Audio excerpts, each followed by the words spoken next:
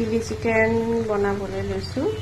চিকেনখিনি বইল কৰি ল'লোঁ ধুনীয়াকৈ। চিলি চিকেনত মই পিঁয়াজটো এনেকৈয়ে কাটিলোঁ।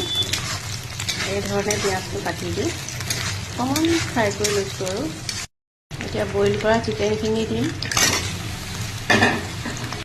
চিকেনত জলকীয়া লাগিবই নহয় জানো, সেয়া এনেকৈ কেঁচা জলকীয়া কাটি পেলাই দিছোঁ। সেয়া চয়া চচ দিছোঁ, কেপচিকাম দিছোঁ এনেকৈ কাটি পেলাই।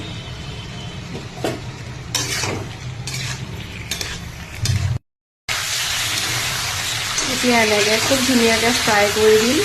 যিহেতুকে চিকেনখিনি বইল কৰিয়ে লৈছোঁ, এনেকৈ খুব ধুনীয়াকৈ একদম ফ্ৰাই কৰি দিম। খুব ধুনীয়াকৈ এনেকৈ ফ্ৰাই কৰি ল'ব। কেপচিকামটো বৰ বেছিকৈ সিজিলে ভাল নালাগে। এয়া চাওক, চিলি চিকেন ৰেডি হৈ গ'ল। ইমান ধুনীয়া গোন্ধ আহিছে, খুব সোৱাদ হয়। এনেকৈ বনাই খাই চাব, বৰ সোৱাদ হয়।